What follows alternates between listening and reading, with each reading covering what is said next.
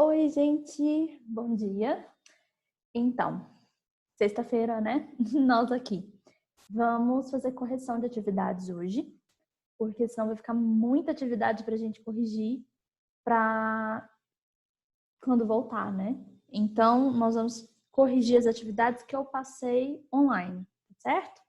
Aí eu faço a correção com vocês e quando voltarmos às aulas eu vou dar o visto já com a atividade corrigida, ok?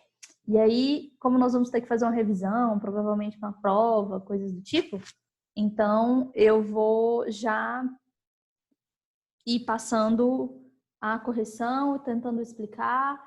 E vocês, por favor, tentem, se tiver alguma dúvida, ficar alguma coisa para trás, vocês não entenderem, anotem para poder me perguntar em sala, ou então até mesmo pelo aqui, tipo, em alguma na plataforma, né? Tem espaço lá para vocês fazerem perguntas. Então perguntem, por favor, tá bom? Nas atividades que eu passar. Então, vamos lá. Compartilhar com vocês aqui. Tirei foto do meu livro, né? Que ele já tem a resposta para poder ficar mais fácil. Ele tá um pouco apagado, ele fica... A foto não fica boa, né, gente? Mas eu vou explicando para vocês, tá certo? Vou lendo, explicando e conversando para poder dar certo. Então, vamos começar então na página 359. Todas têm isso, eu coloquei aqui em cima para ficar bem destacado para vocês saberem qual a página, tá bom?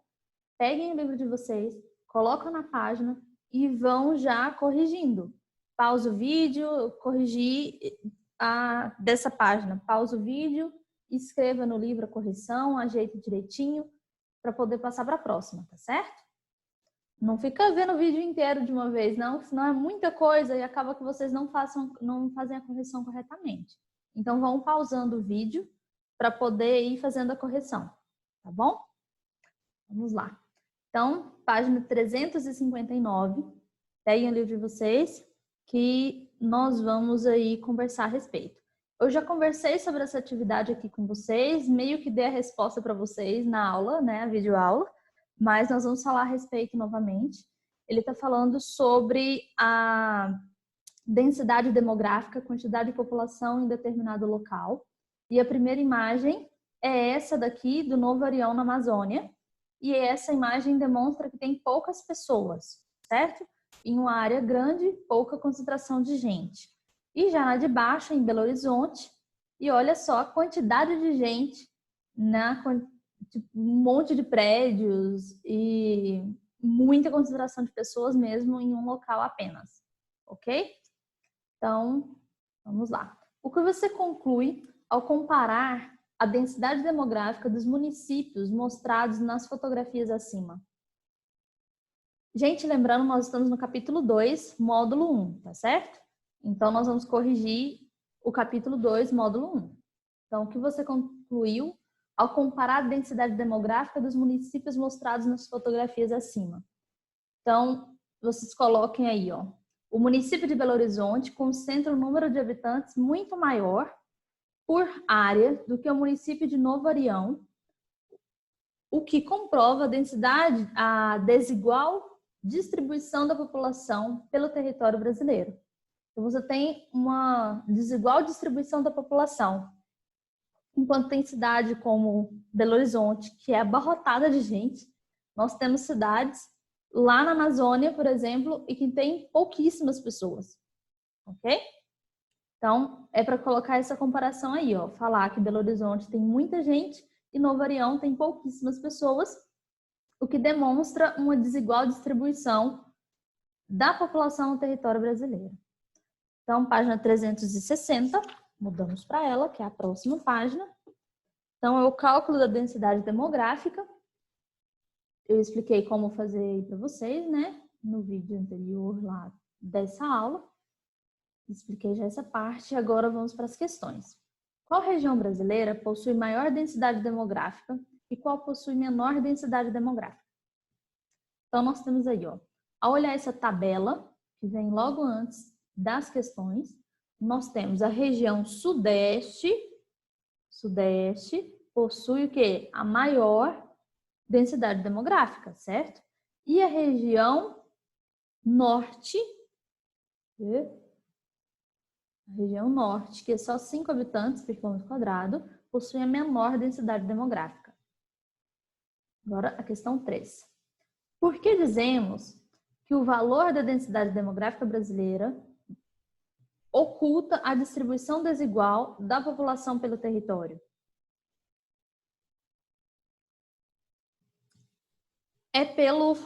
Vamos lá. É pelo fato de a população brasileira não estar distribuída pelo território de maneira homogênea. Por exemplo, enquanto a região sudeste apresenta densidade de 94 habitantes por quilômetro quadrado, a região norte apresenta densidade de 5 habitantes por quilômetro quadrado. Então, enquanto nós temos uma população aqui, ó, da região...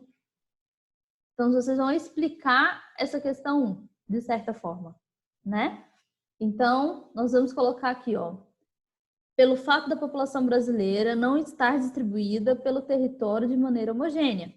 Por exemplo, enquanto a região sudeste apresenta densidade de 94 habitantes por quilômetro quadrado, a região norte apresenta densidade de 5 habitantes por quilômetro quadrado. Certo? 361. Nessa, nós vamos falar a respeito aqui, ó. Observe novamente o mapa da página 358 e ligue as informações correspondentes a seguir. Então, nós vamos observar o mapa e ir ligando, tá? Então, Macapá, nós tem 10 a 25 habitantes por quilômetro quadrado. Campo Grande, nós temos Mato Grosso do Sul, Campo Grande, 25 a 100 mil habitantes por quilômetro quadrado. 100 habitantes por quilômetro quadrado. 1000 não, 100 habitantes. E São Paulo tem 100 habitantes por quilômetro quadrado. Mais ou menos. Ou até mais. Ok? Então, 2. Verifique o mapa da página 358. De que maneira está distribuída a população no estado onde você mora? E descreva. Então, nós vamos observar aí a mapa da 358. 358, nós temos... nós estamos em Anápolis, mas nós estamos falando da...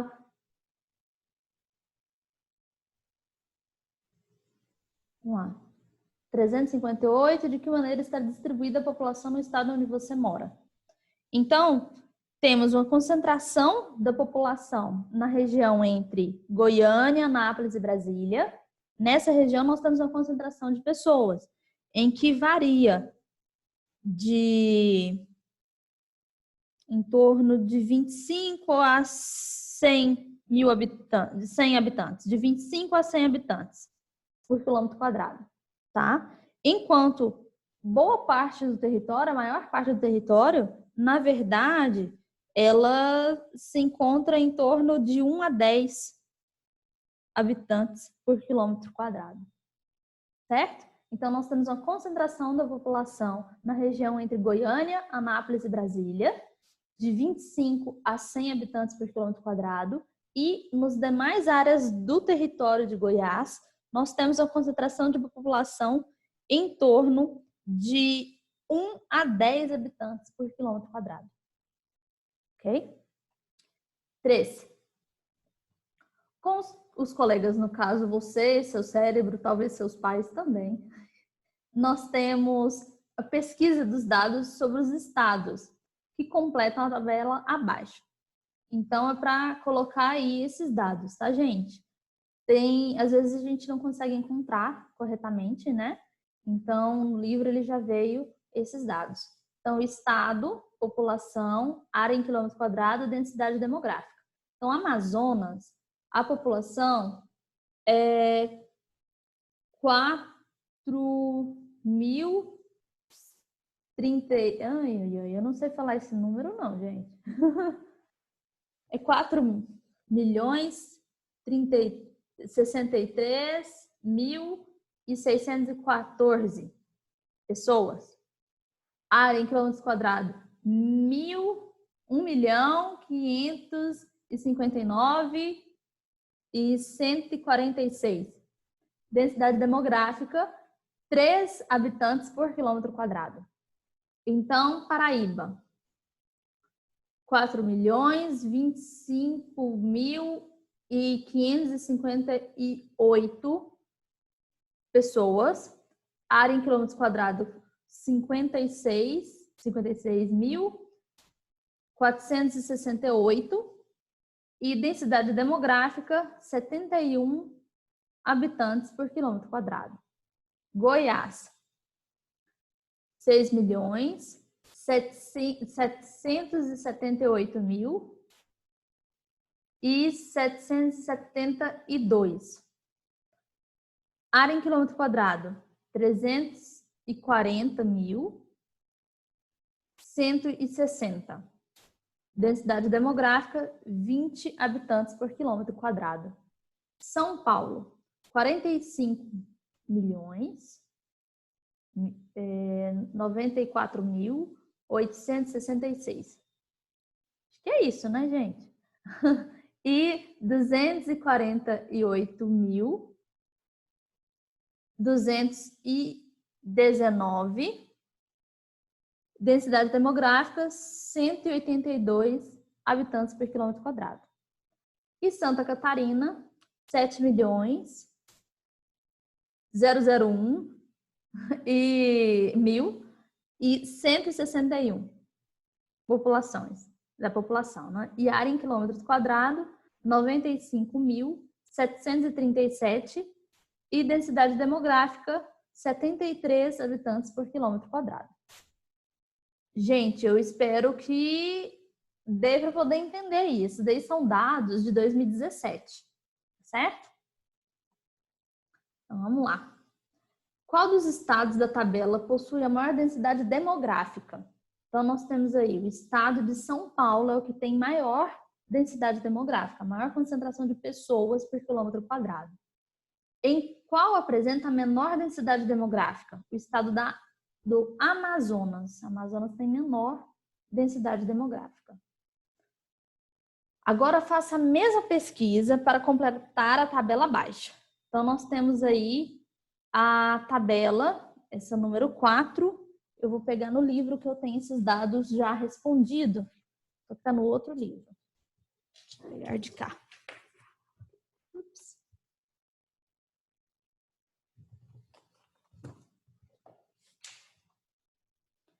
Rapidinho. Deixa eu ver. Página 362.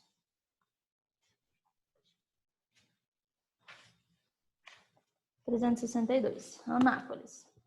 Então, nós temos aqui população. Não sei se dá para ver, mas eu coloquei a lápis aqui, tá, gente? Então, nós temos 361.990, que é a quantidade de população.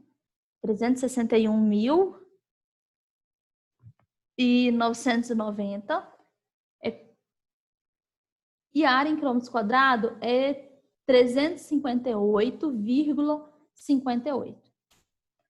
Aí, pegando 361.990 dividido por 358,58, nós temos 10 habitantes por quilômetro quadrado em Anápolis.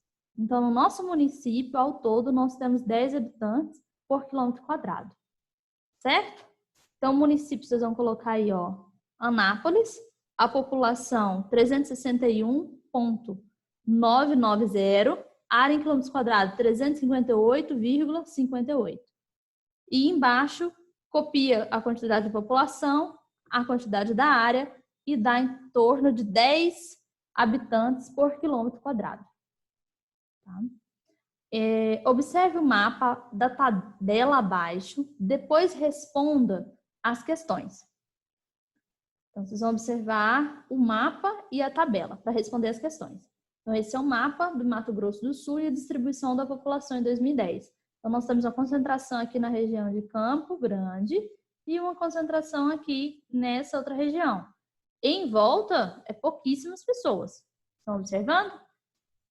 Então, é de menos de 1 habitante a 1 habitante só nas outras regiões aqui, ó, em volta. Mato Grosso do Sul, né, ele tem em torno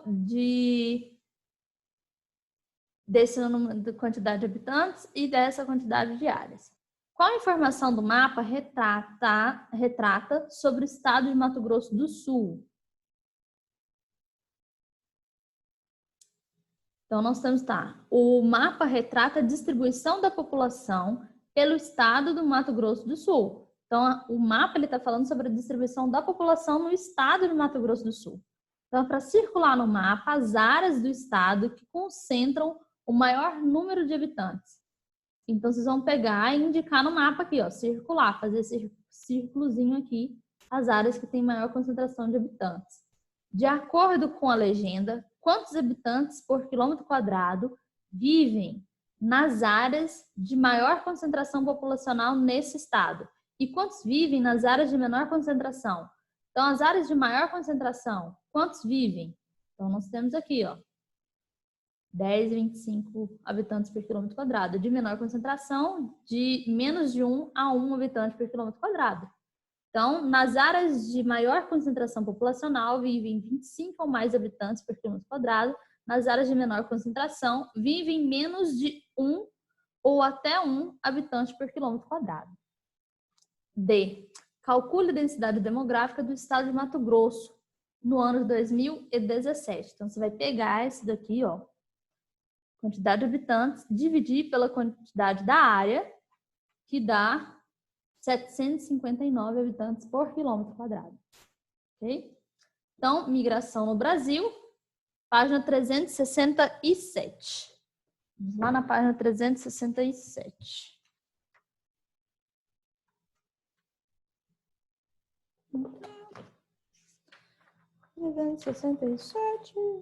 Antes da 367, nós temos a 365, que eu não coloquei aí para vocês, porque eu já tinha respondido ela quando eu estava explicando o conteúdo, mas eu vou responder novamente, caso alguém não tenha colocado já a resposta correta aí. 365, nós temos a número 2. Imagine que o brasileiro Marcos decida viver na Austrália. É isso daqui. Ó, 365, tá, gente? Então, nós temos aqui essa resposta, tá bom? Então, é para imaginar que ele vai viver na Austrália. Acho que não dá para ver corretamente aí às vezes, mas é isso. Em relação ao Brasil, ele é emigrante, tá? Em relação à Austrália, que é a letra B, ele é imigrante. Então, a resposta da letra A é emigrante, da letra B, imigrante. Eu já expliquei sobre a diferença de emigrante e imigrante, né? Emigrante, saída, e imigrante, entrada do país. Então, 367, nós temos, então, um mapa mundi e as pessoinhas chegando aí no Brasil, certo? Então, principais fluxos de imigração. Olha só. De que país o Brasil recebe maior número de imigrantes? De Portugal. Então, Portugal é a maior concentração aí de imigrantes. Nós temos 2 setinhas, enquanto dos outros lugares temos só uma setinha de cada um. Por isso que é Portugal. E nós temos 4. Ficou cortado? Não. Observe novamente o mapa da página 366 e identifique o país que mais atrai brasileiros a imigrantes. Os Estados Unidos, tá, gente? Então, número 4, Estados Unidos da América. Passamos. 368. 368, nós temos o mapa a seguir, retrata os fluxos migratórios do Brasil no início do século XIX. Então, nós temos, observe-o para responder as questões propostas. Certo? Então, nós vamos observar um mapa sobre os fluxos migratórios. Eu falei que ele está meio errado essa questão aí, né? Porque esse mapa, ele está se referindo à relação entre a diferença desse mapa e com o mapa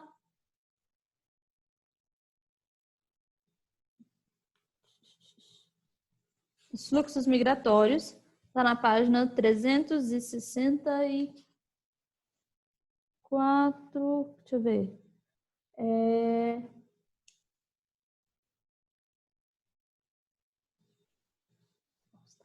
Então, ele está pedindo para a gente observar 363, comparar com os dois mapas, tá?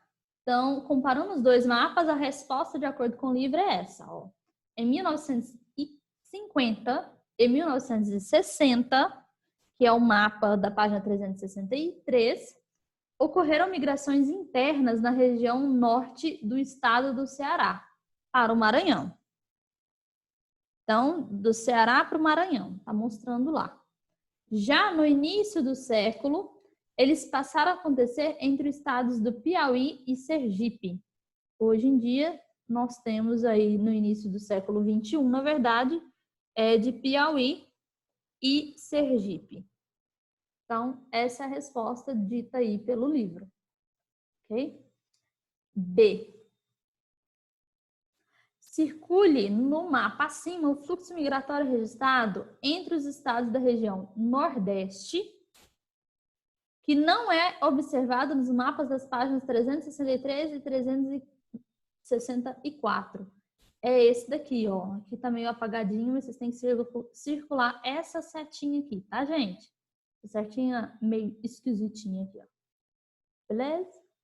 Agora passando para C, de cachorrinho. O que se pode concluir?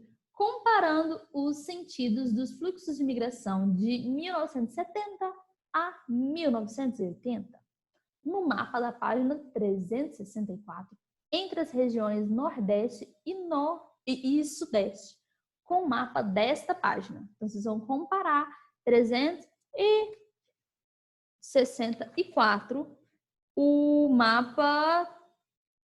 o último mapa, migração do Brasil, 1970 a 1980, e comparar com esse último agora. Então, ele está mostrando lá migrações que acontecem da região de Mato Grosso do Sul, Paraná, Minas Gerais e vão para o norte do país, e da região Nordeste para a região Sudeste. Então, entre os anos de 1970 e 1980, a migração ocorria partindo apenas de região Nordeste para a região Sudeste, diferente do mapa acima, em que o fluxo migratório passou a ocorrer nas duas direções, entre essas regiões, ou seja, também há fluxo do Sudeste para o Nordeste. Então, a principal diferença nós temos ali é que no mapa anterior, da página 364, nós temos apenas o fluxo da região Nordeste para a região Sudeste. Hoje em dia, nós temos tanto da região Nordeste para cá, para a região Sudeste, como da região Sudeste para o Nordeste. Beleza? Isso acontece por algo chamado indústrias que saíram do Sul e Sudeste e foram para a região Nordeste. E as pessoas que perderam seu emprego na região, elas eram da região Nordeste, foram para o Sudeste, né? Foram pessoas que estavam na Bahia, por ali, foram lá para São Paulo, principalmente, à procura de emprego. E aí eles encontraram emprego porque estava tendo um monte de construções. Chega um ponto em que não tem mais construções, as pessoas pararam de construir coisas. O que acontece, gente? Essas pessoas ficam desempregadas e um monte de empresas, indústrias, passaram aí para a região Nordeste, porque lá é mais barato. Tem matéria-prima e tal, é mais barata a mão de obra e é mais próximo para levar para os outros países, tá? O transporte para outros países. E aí essas pessoas que estavam na região ali Sudeste resolvem voltar para sua terra natal porque lá está tendo emprego. Ok? Vamos! Agora para a próxima página. 369. A página 369, número 2. Relacione corretamente a coluna da direita com a da esquerda. Então, nós temos letra A. Pessoa que chega para viver em um país estrangeiro, ou seja, em um país que não é o seu de origem. Ele é chamado de imigrante. A letra B. Pessoa em relação ao seu país de origem migra espontaneamente para viver em um país estrangeiro. Ela está saindo do seu país de origem. É chamado de emigrante. Letra B. Então, a resposta aqui é a letra B e aqui é a letra A. 3. Leia a manchete a seguir, depois responda as questões. Com a crise política e econômica, o número de brasileiros que deixam o país quase dobra. Nós temos, então, uma crise econômica e política mundial. O número de brasileiros que deixam o nosso país, deixam o Brasil, vão para outros países, está dobrando, está aumentando. Isso em 2018. Que tipo de movimento migratório da população brasileira retrata a manchete? É migração, porque as pessoas estão saindo do país? É. Nesse caso, qual é o fato responsável por levar os brasileiros a deixar o Brasil?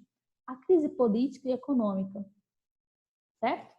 Então, nós temos aí em 2013, vocês vão colocar a crise política e econômica. No ano de 2013, o país vem passando por um período de crise política e econômica, caracterizada por descobertas de corrupção envolvendo questões políticas e governamentais, o que interfere intensamente na estabilidade econômica do país. C. Você gostaria de viver em outro país? Justifique sua resposta.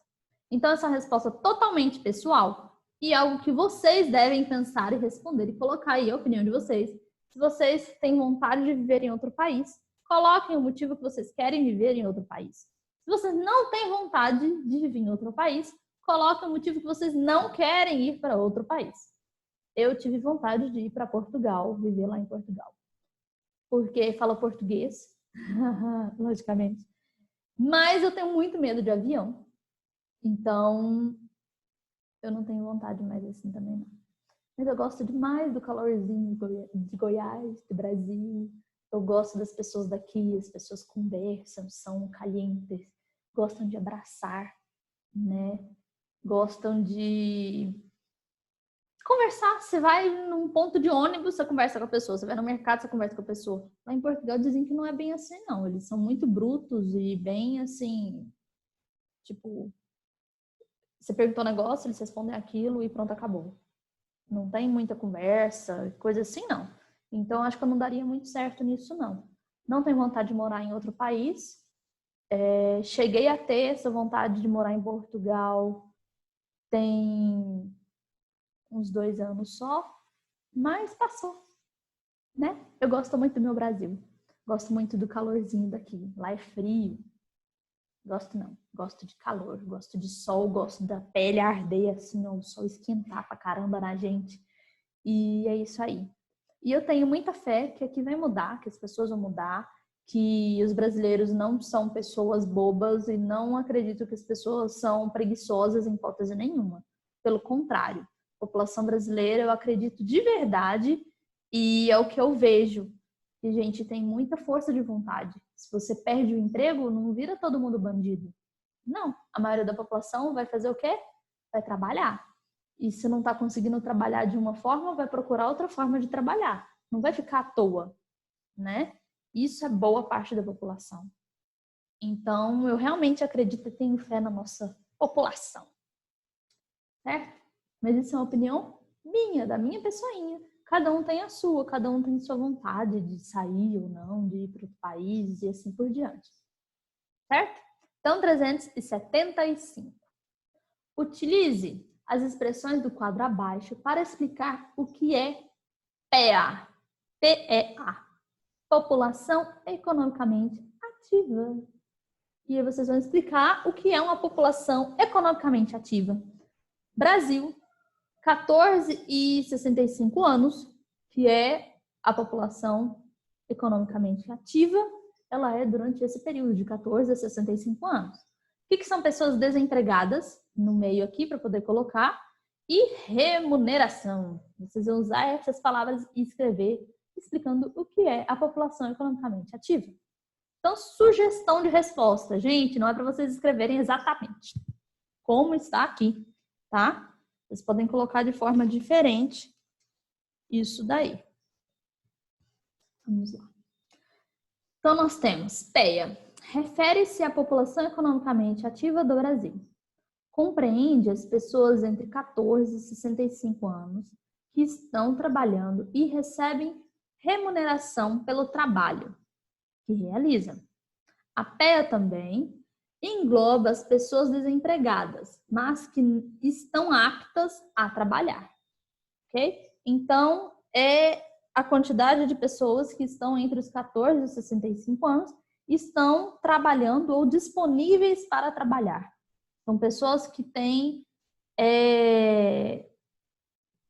estão na idade de trabalhar, beleza? Vocês escrevam aí, dão o toque de vocês, não precisa estar exatamente como está aqui, mas é isso aí. Observe o gráfico a seguir. Brasil, população economicamente ativa e não ativa, 2015. Nós temos então o PEA, de azulzinho aqui, ó, 40%, e o PEA, 60%. E de cá nós temos as mulheres, 44%, e os homens, 56%. Vamos lá. De acordo com o gráfico, a população economicamente ativa representa a maior ou a menor parcela da população. Economicamente ativa, ela representa a maior parcela da população, 60%. Tá? PNEA. E o outro é PEA. Ok? Então, população que não está economicamente ativa. E a população que está economicamente ativa, nós temos maior porcentagem da população economicamente ativa. De acordo com o gráfico B, entre as pessoas economicamente ativas, a maioria é homens ou mulheres. A maioria são homens, 56%. A diferença é pouquíssima, olha só, gente. E nós temos a maioria da população economicamente ativa são de homens, né? Isso daí tem vários fatores, e um deles é porque as mulheres têm filhos. E nós, mulheres, muitas vezes acabamos largando de trabalhar fora e estudar e coisas do tipo para ficar com os filhos. Porque é algo que realmente a mulher tem essa importância e dá essa importância. E muitas vezes o que as mulheres acabam recebendo menos que os homens, então quando tem uma família estruturada, o homem acaba trabalhando mais fora do que a mulher, né? Então, são diversos fatores aí nessa situação que levam em consideração, logicamente, tá, gente? Não são casos isolados apenas, é o geral. Então, C. Compare os dados do gráfico B com o da página 370 e descreva a participação da mulher no mercado de trabalho. Então, é para vocês escreverem aí, ó, que apesar de as mulheres serem minoria na população economicamente ativa, que é o PEA, sua participação no mercado de trabalho vem aumentando ao longo do tempo. Mesmo a mulher tendo menos participação ativa realmente no mercado de trabalho, que é o que tem nesse gráfico, temos mulheres aumentando cada vez mais a quantidade de mulheres no mercado de trabalho. Ou seja, essa busca por a mulher estar trabalhando, né, fora de casa, porque dentro de casa é trabalho sim, e é pesado, e é um trabalho cansativo pra caramba, mas não é visto como trabalho, né, gente? Não é visto, não é recebido. Você não recebe do seu marido pra você arrumar sua casa. É isso que acontece. Né? Nem dos filhos também. Já pensou se eles têm que pagar a mãe para arrumar a casa? Olha só que tenso. Então, o que acontece? Nós temos a situação de as mulheres têm cada vez mais aumentado no mercado de trabalho, trabalhando fora e tudo mais. Só que mesmo assim, ainda os homens estão mais trabalhando fora do que as mulheres. Beleza? Aí vocês vão escrever. 3. Analise atentamente as fotografias a seguir, depois responda as questões. Está na página 376. Na 376, nós vamos colocar aí, então. Nós temos uma imagem de uma favela e temos uma imagem de uma casa, de casas bem organizadas, bonitinhas, chique e tal. Tá? Então, uma cidade mais precária, mais pobre, na verdade, né? Na verdade, não é favela, são cidades vizinhas, próximas, provavelmente. Não, não são próximas, gente. Isso daí é uma... Nossa Senhora, não vi a legenda, desculpa. Olha só. Uma cidade é do Rio Grande do Sul. A outra cidade é de São Paulo. Então, elas não são próximas nem um pouco. Mas ela está mostrando a diferença que tem aí em questão das casas. Uma das casas, ela é mais uma cidade mais com casas mais rústicas, certo? E a outra são casas mais estruturadas, bem arrumadinhas e tal. Então, que fator social é responsável por gerar os contrastes entre as paisagens das fotografias? E vocês vão colocar aí a desigualdade social ou a desigualdade de renda. Então, nós temos a população que recebe pouquíssimo, a população minoria que recebe muito, muito mesmo. Certo? A população de classe baixa, ela é uma classe baixa de maré, desse. E a classe média e o topo da galáxia. São uma minoriazinha assim, certo? De pessoas que recebem muito. Então, a desigualdade social e de renda. B. Como essas pessoas expressam a desigualdade existente em nosso país? Então, nós temos aí, ó, observar como que é mostrada essa desigualdade no nosso país. Então, nós vamos observar essa desigualdade como? Com os tipos de moradia representados nas fotografias.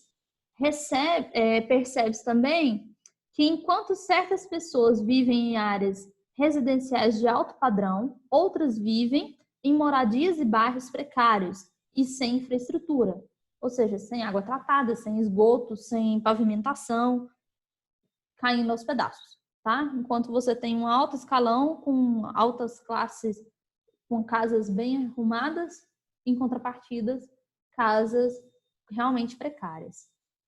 C. Descreva qual é a relação entre a distribuição de renda e a desigualdade social em nosso país. Vocês vão colocar aí, ó, a grande concentração de riqueza nas mãos de uma pequena parcela da população, enquanto um grande número de pessoas vive em situação de pobreza ou miséria. 4. De acordo com o que você estudou, explique como o trabalho infantil gera desigualdades de oportunidades. O trabalho infantil impede as crianças de estudarem, brincarem e se divertirem, causando desigualdades de oportunidades de estudos e de desenvolvimento. Criança que não brinca, criança que não tem direito a estudo, essa criança só trabalha, ela não vai ter direito de condições de entrar na universidade, certo? Ela sempre vai estar trabalhando na base da sociedade.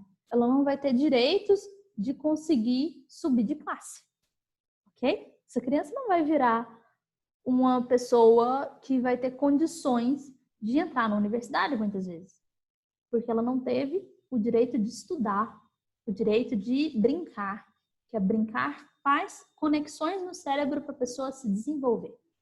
Beleza? Deixa eu beber água que eu estava rouca ontem de tanto falar.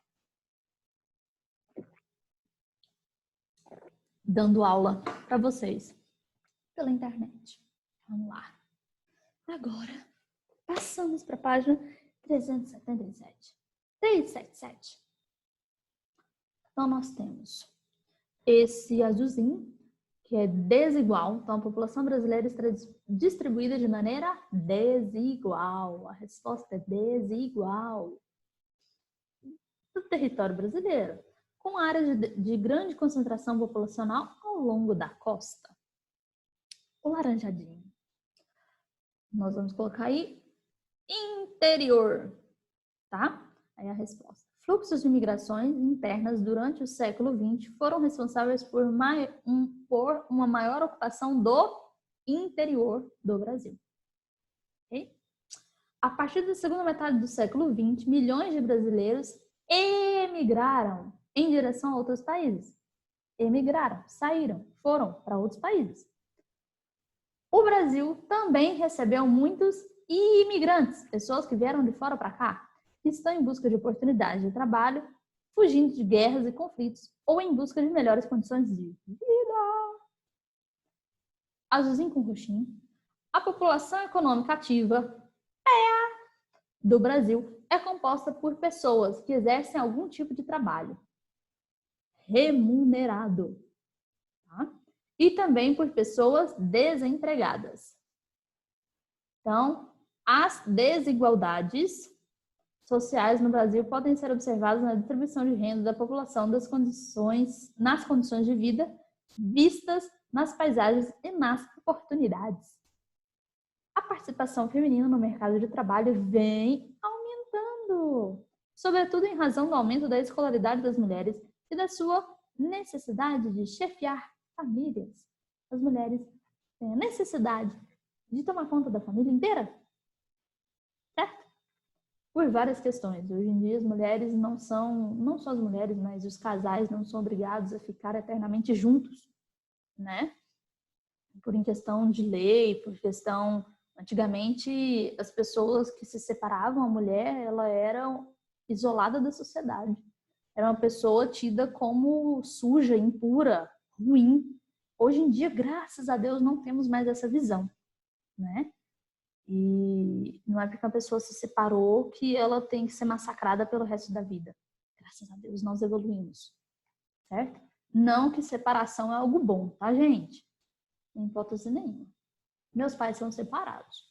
E é tenso, de vez em quando, assim, mas fazer o quê? É a vida, antes separado do que se matando, né? 379. Então vamos para 379, 378 é só coisinhas aí. 379 nós temos as imagens aqui representam diferentes povos que tiveram grande contribuição na formação inicial da população brasileira. Observe as imagens e ligue-as aos respectivos nomes. Então, nós temos aí imagens e nós vamos ligar com os nomes certinhos. Então, esses povos aqui nós chamamos de povos indígenas. Esses povos aqui nós chamamos de povos africanos. E esses povos aqui nós chamamos de povos europeus. Agora explique o que significa dizer que a população brasileira é resultado de uma miscigenação, uma mistura. Então, nós vamos colocar aí, ó, a população brasileira é resultado de uma miscigenação. Significa que em nosso país houve uma mistura de povos de outras nacionalidades, o que, consequentemente, favoreceu a formação de um povo com uma nova identidade cultural. Então, nós temos uma população formada por diversos povos, nós temos uma nova identidade cultural por conta dessa miscigenação. 380. Eu ia dividir isso porque é muita tarefa, mas resolvi continuar. Vamos que errar. Então, número 2. Investigue se na sua família há pessoas descendentes de povos estrangeiros. Depois, entreviste essa pessoa fazendo as perguntas do quadro abaixo e registre nele, né, no quadro, as informações obtidas. Você também pode entrevistar a outra pessoa, por exemplo, um amigo, um vizinho, etc., desde que seja descendente de imigrantes. Nós temos que pensar a respeito. Existem pessoas do nosso convívio até nossa família e perguntar a respeito dessas pessoas, se elas são imigrantes ou não, de onde vieram, e assim vai, e responder aí. O entrevistado. Ok? Porque muitas vezes a gente nem sabe qual é a nossa origem. Nós precisamos saber da nossa origem. Nós precisamos saber de quem que nós somos descendentes. Isso é algo importante. Quando nossos avós, pais morrerem, a gente não vai saber falar isso para os nossos filhos e falar sobre a nossa família. Temos que estudar a respeito da nossa família para conhecer o porquê e como nós somos. Isso é importante, gente. Vamos lá. Nome completo do entrevistado. Então, nós podemos colocar o nome completo da pessoa aqui que vai ser entrevistada. Você não precisa estar presente da pessoa para entrevistar ela. Você pode entrevistar conversando pelo WhatsApp, beleza?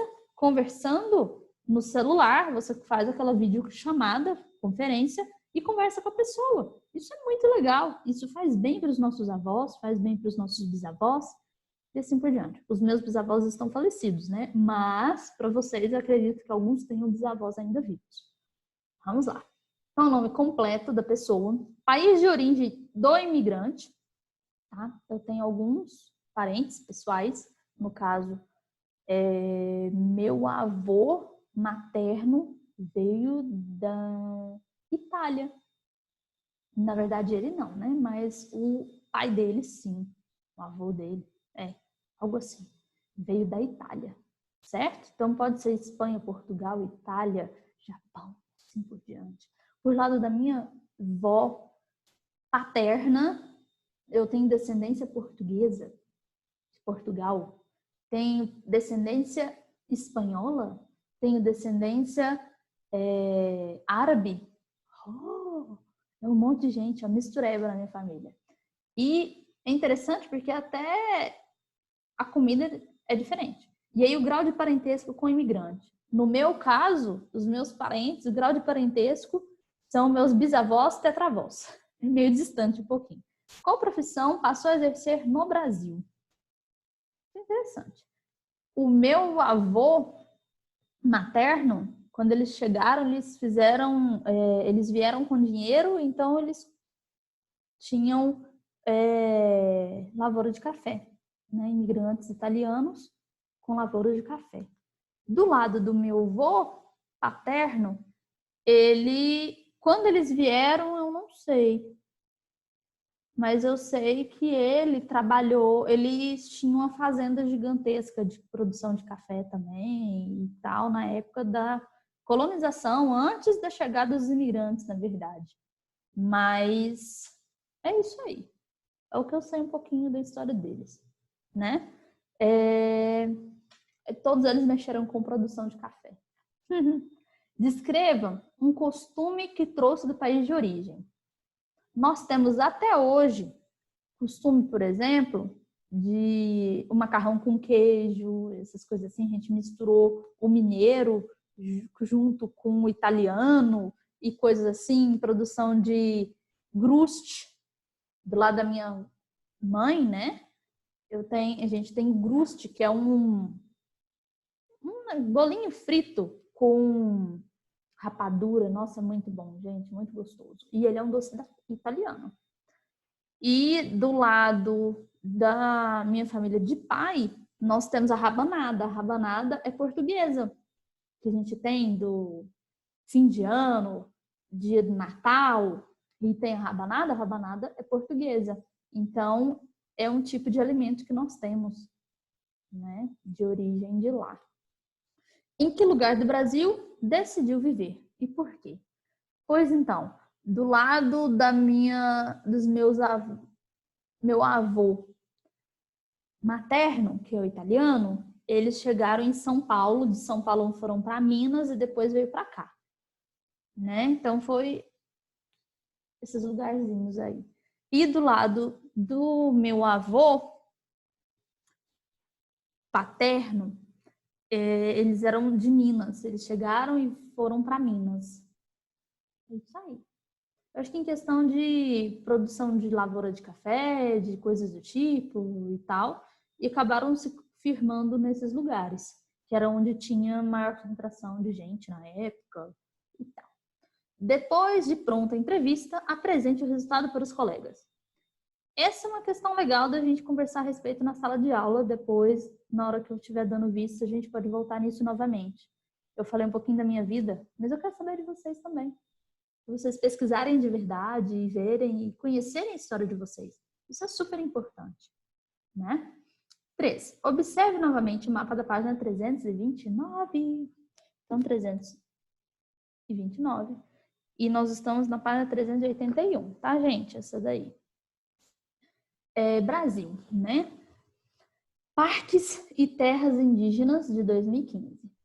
De acordo com o mapa, assinale verdadeiro para as informações verdadeiras e F para as informações falsas apresentadas nas frases a seguir. Então, a primeira é verdadeira, a segunda é verdadeira. A única falsa é essa aqui, ó, que existe uma grande quantidade de parques e terras indígenas demarcadas no Distrito Federal. Na verdade, isso daí não, tá? E todas verdadeiras menos essa daqui, ó. Agora corrija isso daí, ó. Existe uma pequena quantidade de parques e terras indígenas demarcadas no Distrito Federal. Certo? É só colocar pequenas. Grande quantidade de parques, você coloca pequena quantidade de parques. Tá? 4. Pesquise em livro, internet, mais informações da história do povo, dos povos quilombolas. Depois registre no caderno as principais informações obtidas nessa pesquisa. Então, nós temos que pesquisar a respeito de povos quilombolas. E é isso aí. Então, existem povos quilombolas aqui em Goiás, inclusive, tá? Para vocês, que dá pra gente pesquisar e conversar isso a respeito também em sala. É algo legal da gente conversar. Certo? Então, nós temos as 5. A manchete a seguir destaca a presença de imigrantes no estado do Acre. Leia a manchete e depois responda a questão. Bolivianos e peruanos são maioria entre imigrantes no mercado de trabalho no Acre, aponta o levantamento. Então, lá no Acre, bolivianos e peruanos, tem gente chegando lá o tempo inteiro. Então, com base na manchete apresentada e no conteúdo estudado na página 367, cite os motivos pelos quais muitos imigrantes têm vindo para o Brasil. Por que essas pessoas estão vindo para o Brasil? Porque eu gosto do Brasil. Não necessariamente, né, gente? Nós temos aí situações. Então, imigrantes de diferentes nacionalidades vêm para o nosso país por diversos motivos, como conflitos políticos na terra deles, né? Étnicos ou religiosos, existentes em seu país de origem. Procura de oportunidades de trabalho, principalmente para habitantes dos países da América Latina, onde as possibilidades de inserção no mercado de trabalho são menores, por causa são menores, onde as possibilidades de inserção no mercado de trabalho são menores e busca por melhores condições de vida. Nós temos, então, tratados aí em que faz com que seja possível essa migração e essas pessoas possam vir trabalhar no nosso país. Isso não é algo ruim, não, tá, gente? Vamos lá. 6. 382. A última. Então, temos a 6. Observe as imagens abaixo que retratam desigualdade na distribuição de renda do país, nosso Brasil, tá? Depois elabore legendas para cada uma delas, escrevendo sobre o reflexo dessa desigual distribuição de renda. O reflexo dessa desigual distribuição de renda.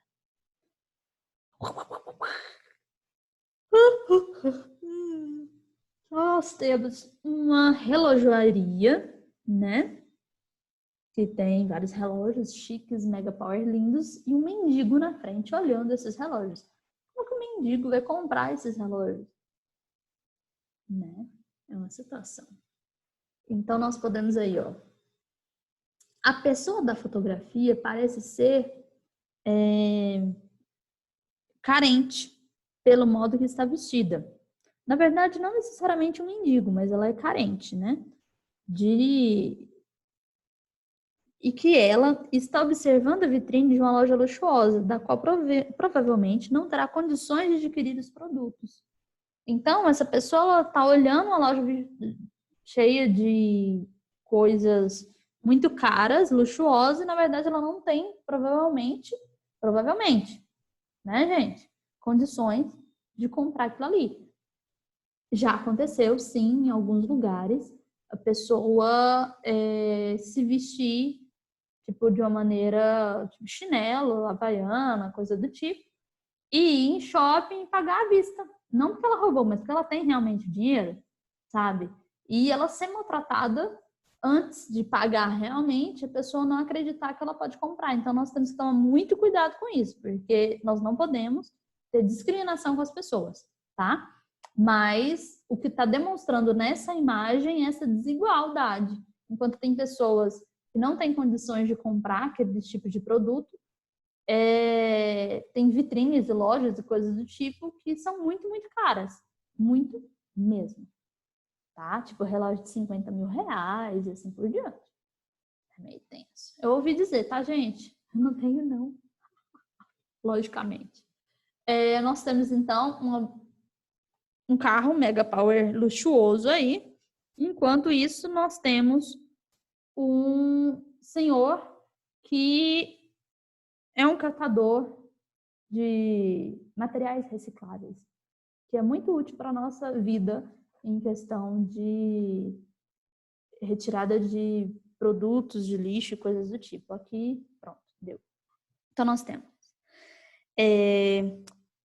A fotografia retrata um catador de papel puxando seu carrinho de trabalho ao lado de um carro luxuoso, o que demonstra desigualdade social entre as pessoas de alta e baixas rendas.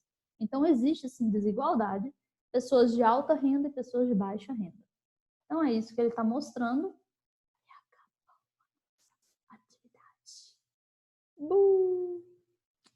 Então, gente, é isso aí. Até semana que vem com mais aulas nossas, né? E tchau, tchau. Beijinho para vocês, gente. Com Deus.